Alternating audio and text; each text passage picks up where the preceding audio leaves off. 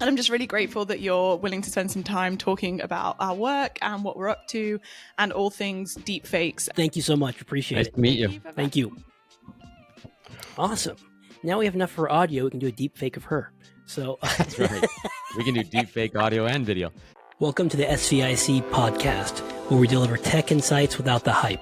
Join my co-host Joe Trinaski and me, Jordan Thibodeau, as we break down the latest in tech, cut through the hype, and host top industry guests for exclusive insights.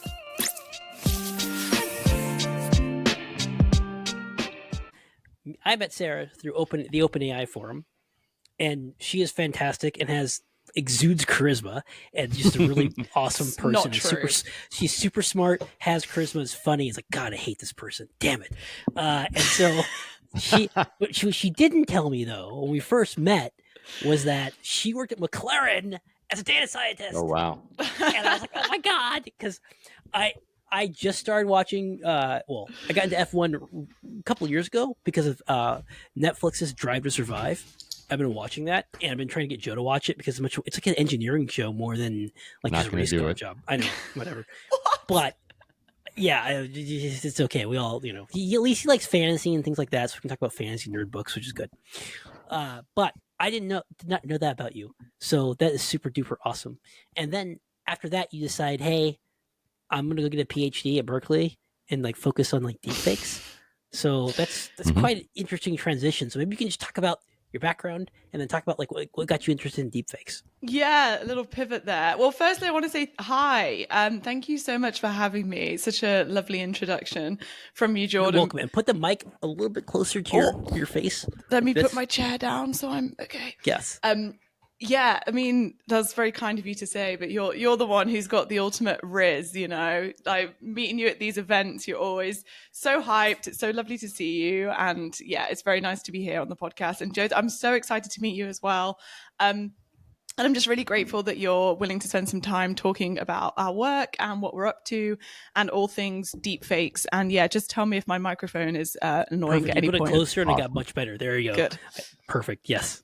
Yeah. Go So I suppose I've had a bit of my career's taken a few different turns. I studied general engineering at Cambridge, which is quite rare in the UK. It's a course where you don't specialize in any type of engineering. You try it all. So I was doing everything from electrical to mechanical to structural. Spoiler alert, I was bad at most of those. It's a really good course for working out what you're bad at and then not doing that. But I had a great time, did a master's over there, and then was fortunate enough to get the job at McLaren, and just loved every second of that transition from university to working somewhere like that. So I was in a division called McLaren Applied, which at the time was doing a lot of really cool high-tech stuff, taking data from the car and from the track and using what would be terabytes of data, thousands, millions of data points, and trying to build predictive models with those. And there were lots of different teams that doing this in lots of different ways. I was fortunate enough to work on a team that had access to that data, but was also repurposing those models. In the early days of AI and machine learning, we called it like operations research even, and simulation and optimization. Repurposing those algorithms and the things we were learning from the very high-tech world of Formula One into industries that were, perhaps a little bit less high tech, like healthcare and transportation and that sort of thing. So I got to see a lot of the inner workings of what it's like to be building a high performance car, working as part of a high performance team, but then also actually going and trying to take that technology elsewhere. And it was at that moment that I realized the power of this upcoming thing called machine learning and how amazing it could be for not just winning a race, but also actually predicting things about people's health, predicting things that really would have an impact in society. So at that point, that's when I started to pivot out of the industry and into some different stuff. I started a couple of businesses, learned a huge amount along the way with that. And it all came into, everything was pushing me towards a research direction. I want to be looking at machine learning at the very, very frontier of what it can do. I want to be helping people understand how to be safe, online, offline.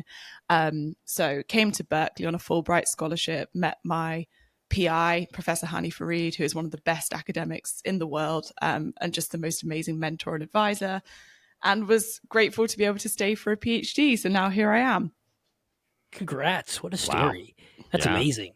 I got to ask, so when you were working at McLaren in data science, did you actually go to the machine shop floor and see all the machinists doing stuff, or were you more like in the office? Because the reason why I'm asking is I used to work in a machine shop back in the day. Yeah. And so I went from that to then working in white collar work. And so that transition of blue collar, where it's like the F word had 15 different meanings and there was no such thing as like HR, and there was like fisticuffs at times. People got not that rough, but and then going to Google where things were like trigger warning. I don't want to hurt anyone's feelings. Oh my God. Yeah. So did you see that transition when you went from McLaren over to like Berkeley and more on the tech side, or not so much? Yeah, that's a really interesting take and question. I like that. Yeah, a little bit. So at McLaren, I was in the office. Like people love to think that when I was working there, I was like on the pit wall, like putting tires on the car. I'm like, no, that was not what I was doing. Unfortunately, I was very much in the office, but we were based at the HQ. So the whole, the racing team's based there, the supercar team are based there, and the tech team are also based there. So you're very, very close to effectively like the production floor in one way or another. So although I wasn't working at McLaren, I wasn't like hands-on in any sort of like machine shop sense. We had to do quite a lot of work during our degree in various like very hands-on machine settings. And like during my work experience, I grew up in the middle of the UK, which is like very much an industrial, like the industrial heart of England. So I am very used to like that kind of engineering, and I absolutely love it. And my dad was an engineer his whole career as well. Awesome. Managing a machine shop. So I know all of that culture, perfect. And I absolutely love it and I miss it. And I do hope that at some point during this PhD or after, I'll have an opportunity to do more hands-on engineering as well as the like software stuff that I'm doing. Fantastic. That's great. So let's go into your research. Like, what inspired you to go into deepfakes? Let's talk about that. It's a really interesting space because although we can very sort of specifically articulate the problem, which is deepfakes or these things that are, videos or media that's been altered to include an identity or represent a situation or event that didn't happen, effectively a fake video enabled by deep machine learning, so a deepfake. Our work is to detect those using computational methods. So it's a very straightforward problem statement to give. However, it's also a vehicle for showing a lot more of the bad things that are happening online. So although we target deepfakes, we're also getting ourselves into the absolute, am I allowed to swear on this? Yeah, go for it. The shitstorm that is misinformation online. We get everything up to, revenge porn.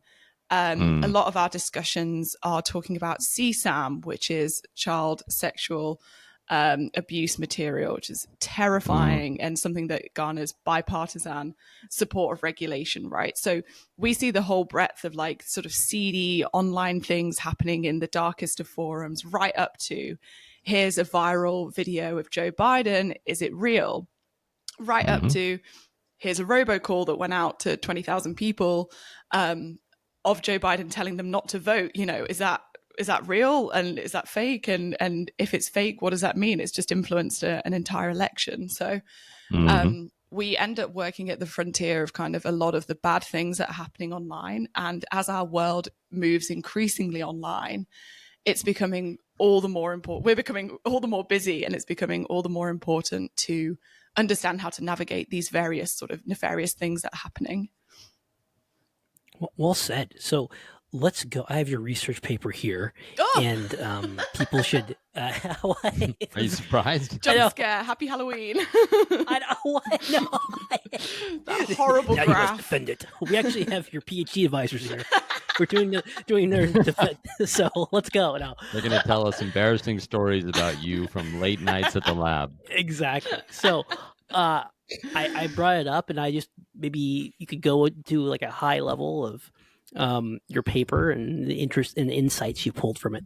Yeah, of course. So this paper, we released this last year, and this is when we were just starting to work in the space of audio fakes. So for a few years now, let's say 5 years, we've known about video deepfakes. They're getting better exponentially all the time, but they've been on our radar for a while. And it was only in the past 2 or so years that we really started to see audio catching up. And before, you were kind of dealing with like very clunky text to speech. You remember the early Siri voice and like the early, like, was it Microsoft Sam? I can't remember, that very sort of clunky, the bad robot sounding voices. The robot sounding voices where it's like, okay, you just record one word and you repeat that. So it's like you just sort of smash a sentence together by putting these words that have been pre-recorded, and it sounds really like up and down, and there's no cadence. It doesn't sound like human speech. Deep learning, I guess AI has completely changed that game to the point where now you can simulate a very human sounding voice for any text, text that hasn't been seen before, very effectively. And it's really quite astonishing. And what we were more concerned with was this phenomena of voice cloning. So these voice clone AIs will have learned how to speak, generally some kind of like skeleton speech of like, here's how you turn text into human sounding language. But what they're also able to do is kind of like a one-shot learning situation where you just upload a bit of your voice. And from that, as low as 30 seconds, some services even say 3 seconds, but let's say 30 seconds, from as small a chunk of data as that, you can then fit your voice to that skeleton speech model, and it will come out with a clone of your voice that can say literally anything. And yes, that is as terrifying as it sounds. And while we were writing this paper, we started to see it happening in the media, that there were bad cases of this coming up, and we can go into those a little bit later. But the point of the paper was to say, okay, let's throw everything we know about kind of audio signal processing and deepfake detection at this problem and see if there's a way we can automatically detect if a voice is the real person or if it's cloned. Because guess what? To the human ear, in many cases, actually, you really can't tell the difference. That's how good these things got.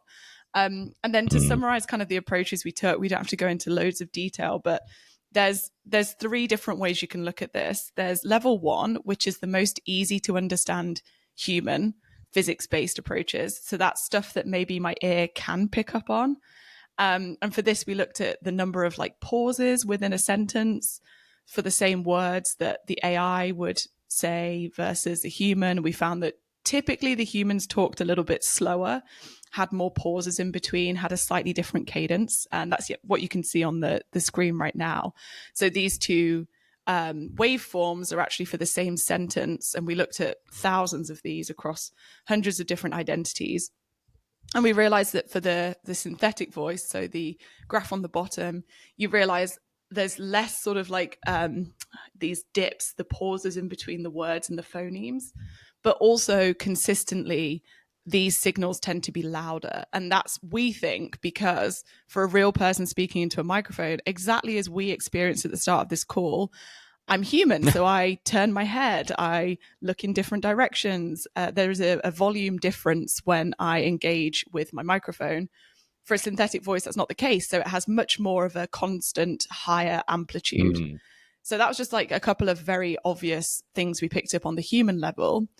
The extreme of that is the third approach we used, which is a deep learning approach. So we just effectively threw thousands of these examples of real and fake at a convolutional neural network and said, look, we can't tell the difference really, but you just bring us back a black box and tell us, is this real or fake? Right. Gets incredible accuracy in the lab, like upwards of 99%.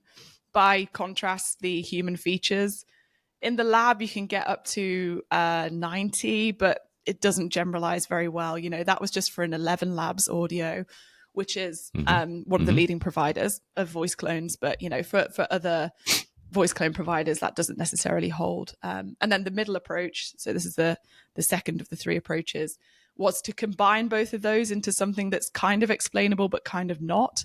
So this is like signal processing stuff, things in the frequency domain that like humans can't fully understand, but with a bit of maths we can generate some signals.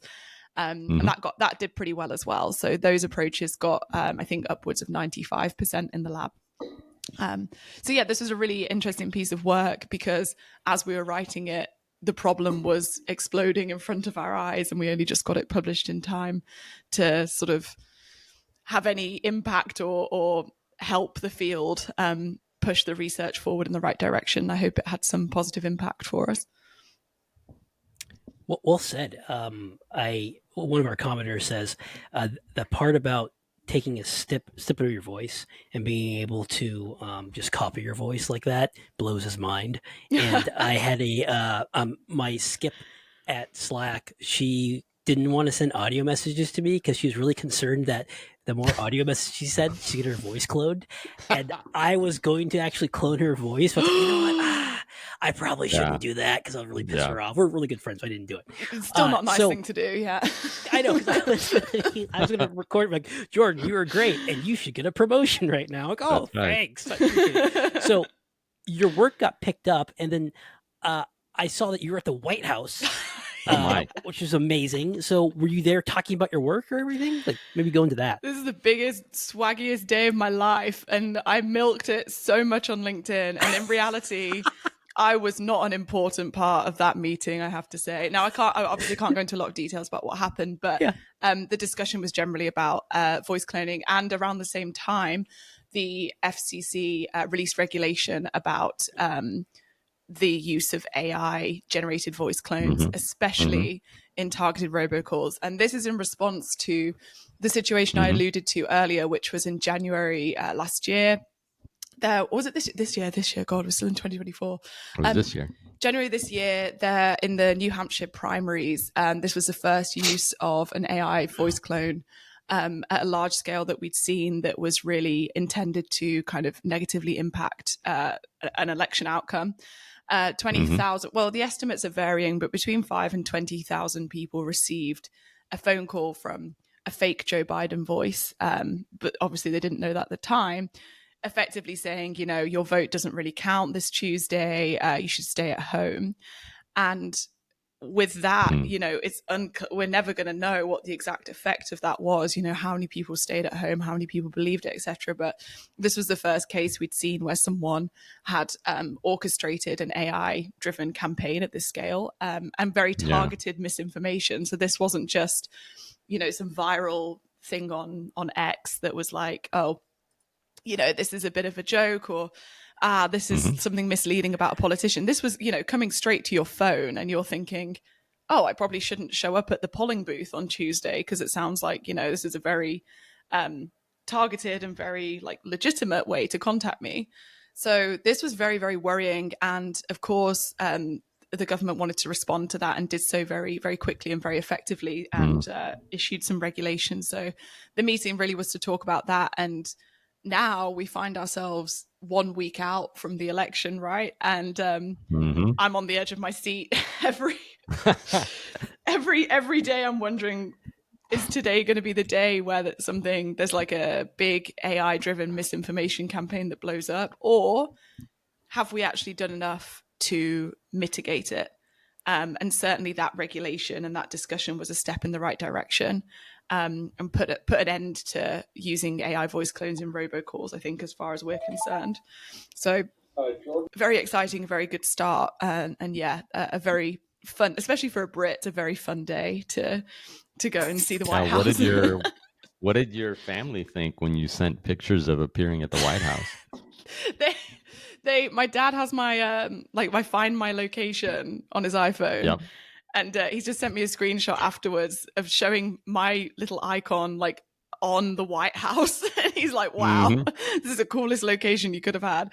But they were very proud. And the White House give you these like M&Ms, branded M&Ms that apparently, you can't sell and you can't like redistribute. And my professor sort of takes the mick out of me because he saw me putting like scraping 5 into my bag as like souvenirs. Wait.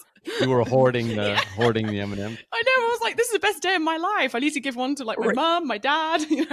Yeah, you got free White House M&Ms. Were they like red and blue, or what was? Do you know, Jordan? I've not opened them. No, I'm not eating those.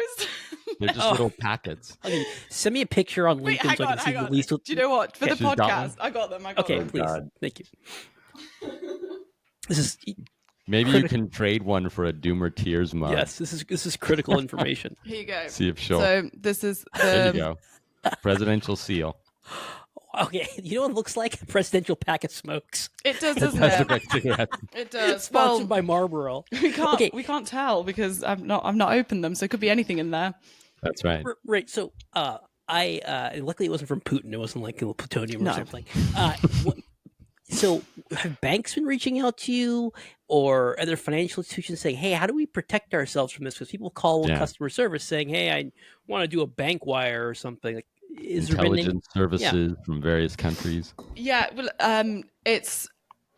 there's a lot of people working on this around me, and for my job, I'm mostly concerned with writing these publications that are looking at like the computational methods. But in terms of who is approaching us asking for help, certainly the media are very concerned about this and will be looking at content online, images and videos every day and trying to understand how they can validate whether something is real or fake. And that completely changes, the story and the interpretation of what's happening online. So we'll often get requests from them. And then just a shout out as well that Hany, my professor, has also started a company in this space called Get Real Labs, who are doing amazing work, working with probably a lot of the businesses you just mentioned to kind of, establish much more scalable ways to understand if something is real or fake. Yeah, great. So it's certainly worth, I advise everyone to have a look at them because they're doing amazing things. And of course, some of my old lab mates work there and they're just a brilliant team. And I think this is like a really necessary thing that we need now moving into this new era of the internet, where we realize now we can't trust everything we see. We can't trust everything we hear.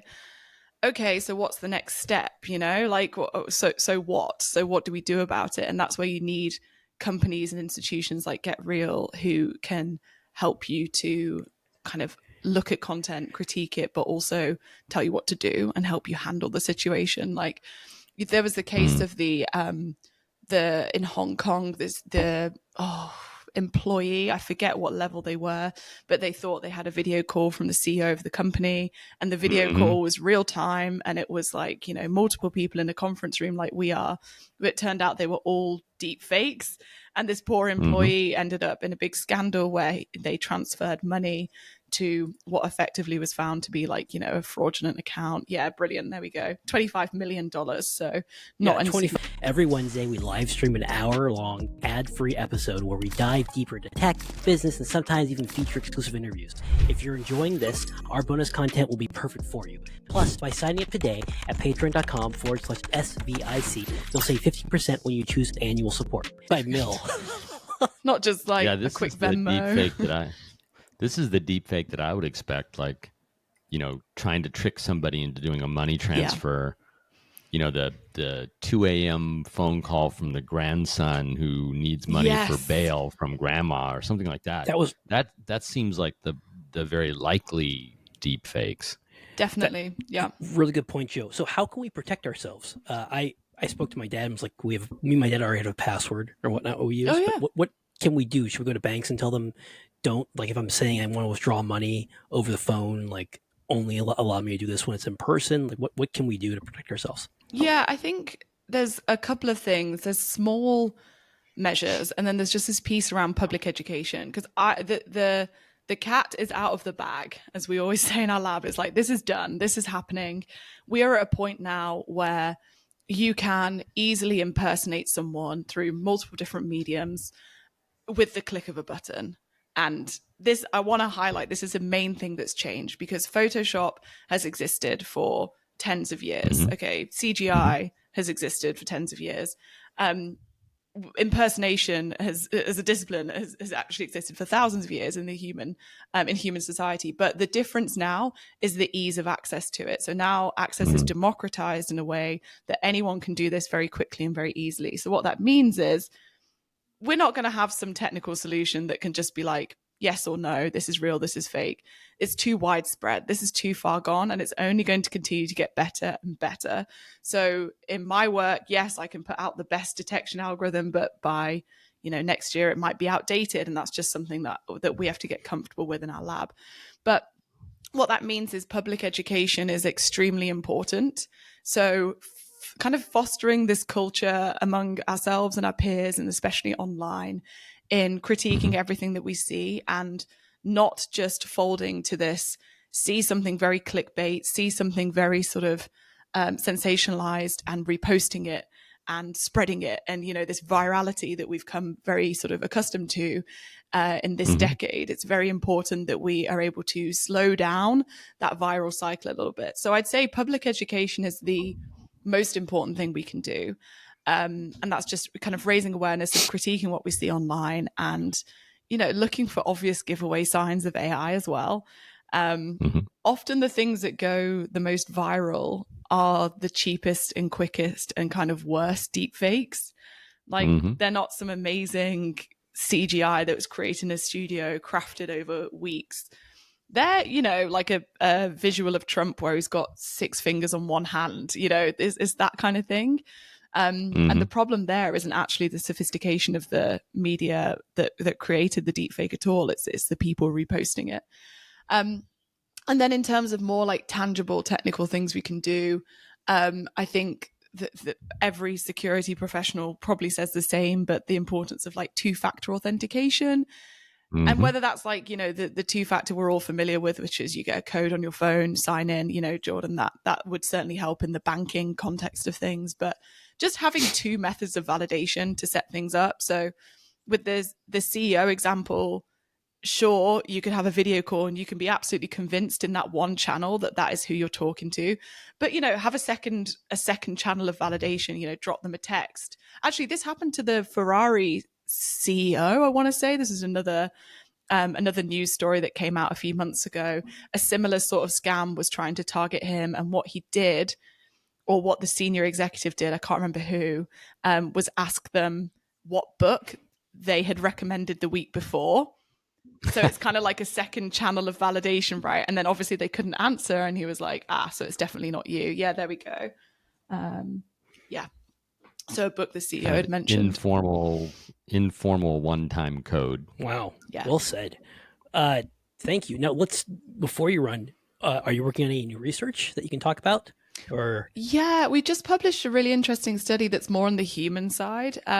We wanted to put out there a benchmark in the audio space of just how good people are at detecting these things right now. So we did this huge study where we actually crowdsourced a bunch of people on their videos and audios, just like in their rooms, in their living rooms, in their bedrooms at home, and they all sent their submissions in. And we created kind of a bunch of audio deepfakes of them as well. And then we put out the study that was like, we crowdsourced a load of other people and said, okay, can you tell if this is a real identity? Is this the same person talking? Is this real or is this fake? And we found that in 80% of cases, your average person mistakes a voice clone for the real person. So we're at a point where 8 times out of 10, if your voice clone is being used somewhere, I'm going to think it's you. So that's pretty scary. Wow. And then we also found that we're very close to being through the uncanny valley with audio. I think it was 60%. So chance is obviously 50%. And I think we found 60% of the time, people just couldn't detect that something was fake. They thought it was real. So that's have you very also scary. done it based upon age? Because I had my friends, so my grandmother's friend, I used to come to her house and help her with her finances, and she'd be part of all these different lotteries and things like that are obviously scammed. But she was 80 some years old, so it was hard for her to kind of see through some of these things. I'm wondering if you are planning on testing it based upon how age, and if you can get tricked easily or not, or whatnot. Yeah, it's a great question. We actually did segment the audiences, both detection and speaker, by age. We also looked at a bunch of other demographics as well. Our youngest, we start at 18, obviously, for data collection. And then I think our oldest was 75. I'll have to check the paper exactly, but something like that. And they, so we had a real range, but we didn't see significant differences across age. And we think that that could be a couple of things. One, you could always have a bigger sample size, sure. But two, the people that we're asking are already technology sort of savvy if they're working on like a crowdsourcing platform and they're engaging with a study of this nature. So it would be really interesting to try this with kind of people who aren't so much in the technology sphere, and maybe we'd see more of an effect. Yeah, but maybe we'd see more of an effect there if we kind of expanded the participant pool in that way. But we were surprised to see there was no significant effect at all based on age. Nice. Well, good to know. This paper is in preprint on Archive, right? That's correct. Yeah, we are in the process of submitting it at the moment, but for now you can read it in its preliminary form. On Archive. Awesome. Cool.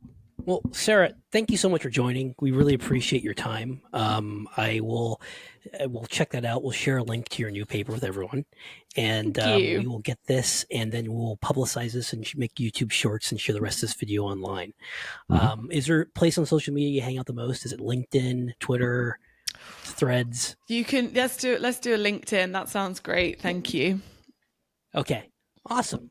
Well, Sarah, thank you so much for joining, and I'll probably see you at the next OpenAI event, probably in December, I believe. Yeah.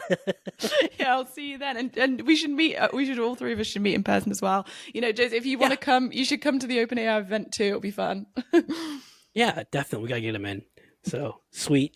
Thanks for watching. Don't forget to like, subscribe, share, and comment. And also, this show only continues with help from viewers like you. Go to patreon.com/SVIC, and you can contribute to the show for just $2.99 a month to get access to our Discord, plus our research summaries, and get access to one of the greatest private tech communities there is. And for $5 a month, you get access to our bonus episodes. Also, while you're at it, if you're looking for more content, check out these two videos here.